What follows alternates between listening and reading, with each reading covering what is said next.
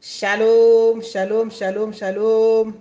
Bien-aimé dans le Seigneur, pesi yo mbote, mbote na kombo na Yesu Christo, mon connaisseur tout mon bic ici, le Seigneur des Seigneurs, Jésus-Christ, l'unique et le vrai.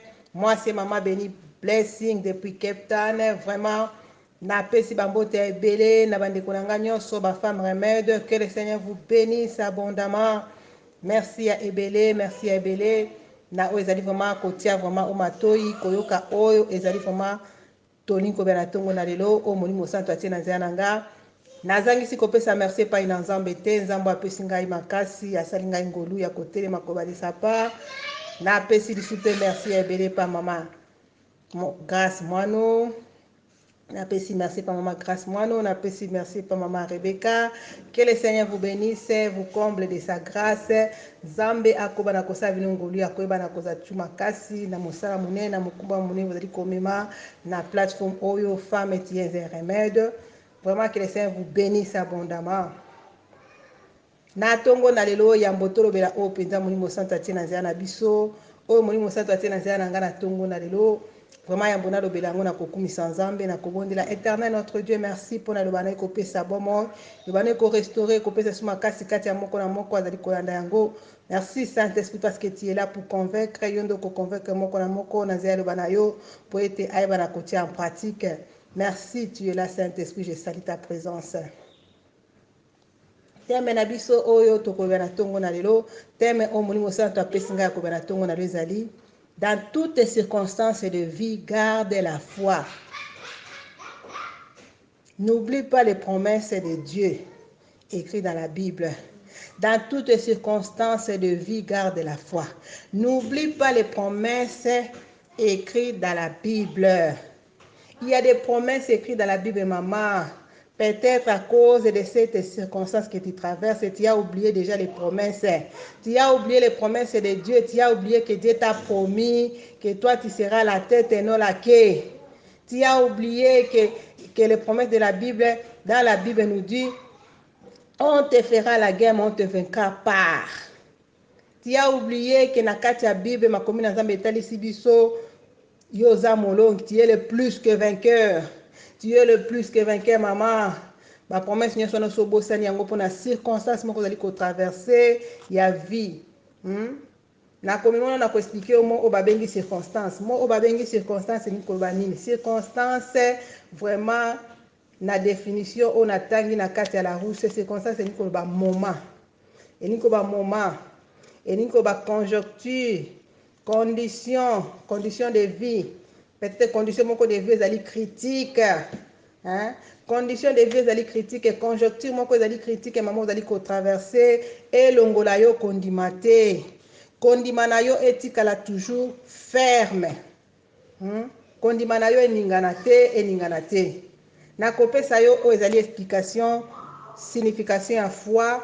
Na kopesa signification ya foi vraiment selon maman béni selon moi maman béni foi nga nazwela yango ndeni foi nga nayebaka na kobake foi na nga nazwelaka yango nde kotala vraiment bakokolakisa nga rouge nga na kolobake naomona rouge te naomona nde pembe bakolakisa nga tala béni cette couleur tala béni couleur oyo ezali rouge nga na koba non nga naomona rouge te naomona pembe wana selon maman béni. Selon la Bible, la kotalisa signification à foi, selon la Bible. Selon la Bible, dans Hébreux 11, verset 1, ma commune ensemble sur la foi, c'est une ferme assurance. Ferme assurance, c'est une démonstration des choses qu'on ne voit pas. C'est une démonstration des choses qu'on espère, qu'on ne voit pas.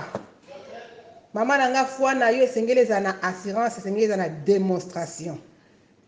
Assurance c'est la démonstration c'est ngeza na kati ya foi na yo ozondima vraiment donc na assurance nyonso ke kosala me kosimba ekobonga ozo démontrer yango pe pa ya batu yo oza na foi esengeli oyo bakana kodémontrer mama te esengeli oza na bamama te esengeli oza baparole négative te esengeli oza baparole doute te eza te ke olobi ke naza na foi me bazomona kati na yo doute ya ebele bazomona kati na baparole négative ya ebele wana eza foi te foi esengeli ozala na parole ezali mpenza koba ete nga nazomona ekosimba nga nazomona ekobonga nga nazomona rouge te nazomona nde pembe ozomona bakoyebisa ke yo c'est fini yo kobotaka te me yo lobi te nga na omwana kobota na nzambo na ndimela Jésus-Christ ne linike le foi nga na kobotaka vi na ngai ekochangeaka ozomona tokotanga makomi na nzambe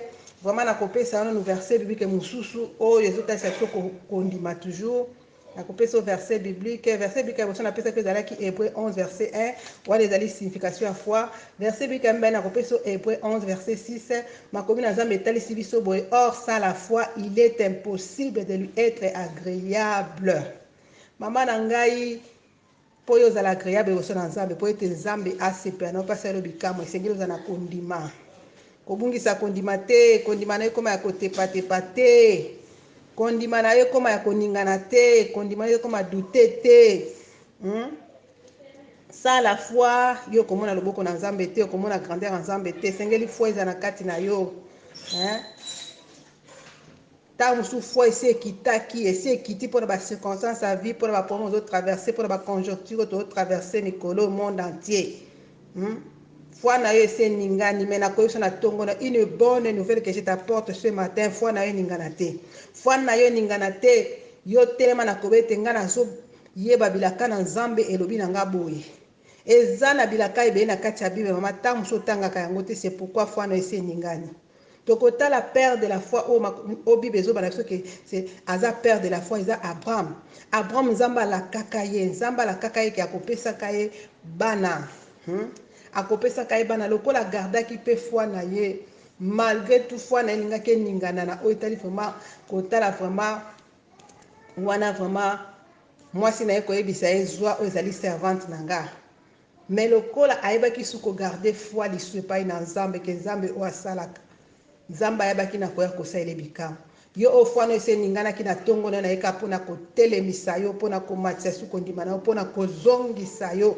penepene na nzambe koyebisa yo zongela nzambe kotala ndenge abraham azongaki liboso na nzambe kondima tuke nzambe akosalela bikamwa mpe nzambe ayaki kosalela bikamwa apesaki ye izake na yo azali eza kaka yo nde otema na kondima lokola abraham atelemaki su na kondima malgré tout koningana eyaki na kati na ye me atelemaki ce matin telema mama telema déclare telema bando déclare ke ngai nayebi ekochange situation ngai nayebi conjoncture oyo ekobonga ngai nayebi ngai nakozwa su esengo ngai nakozwa su mosala ngai nakozwa su kimia telema bando déclare sala baparole ya déclaration déclare que ma joie sera encore grande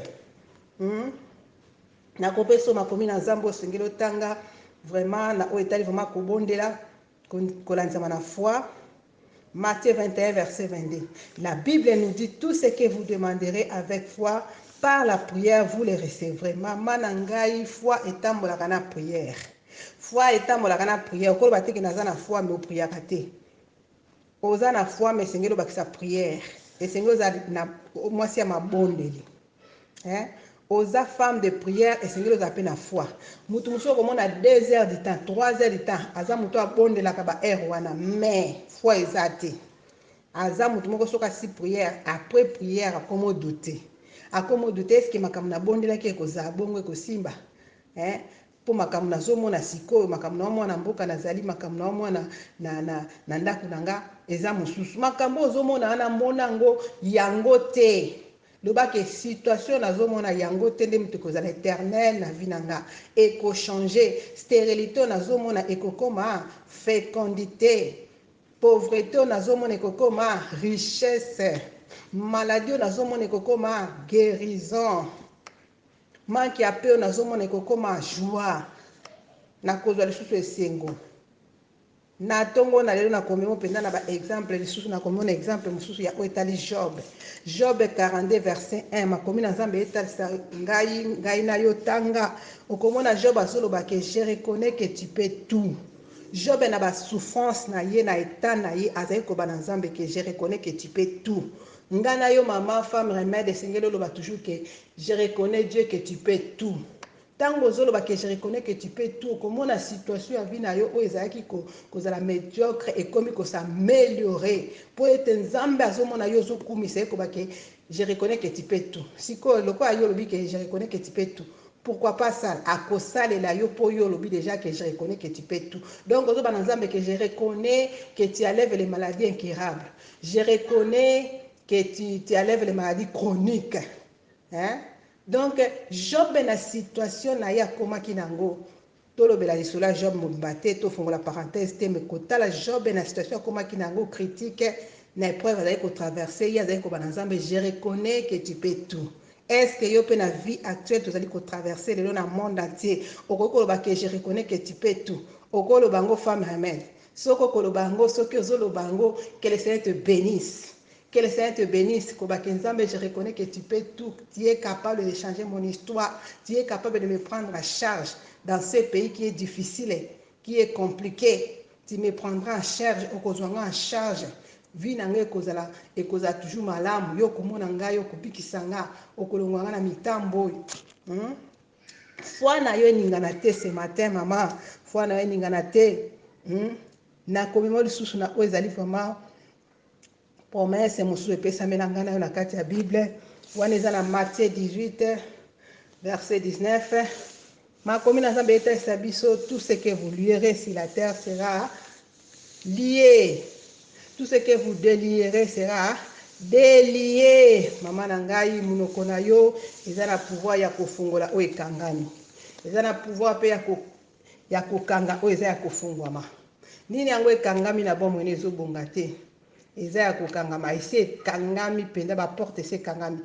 Oza na pouvoir ya koyeba na kobeta efungwama mpe ekofungwama.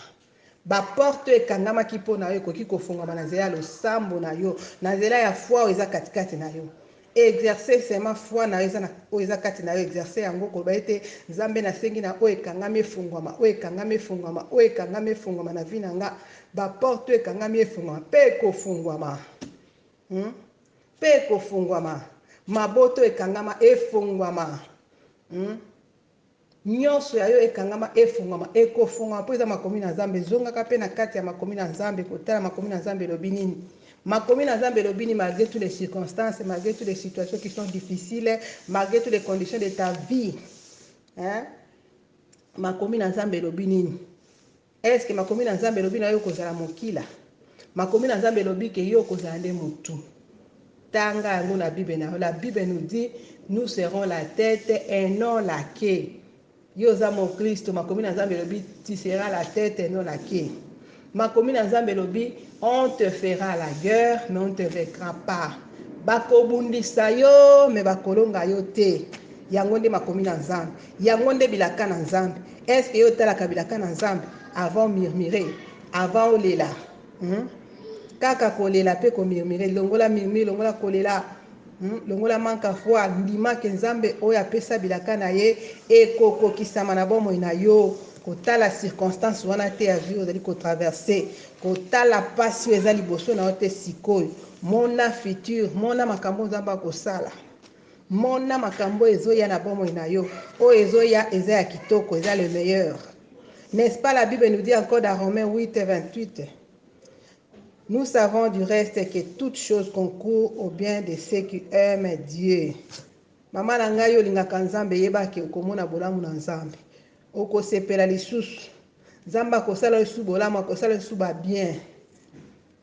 Tangaka makomi na Nzambe.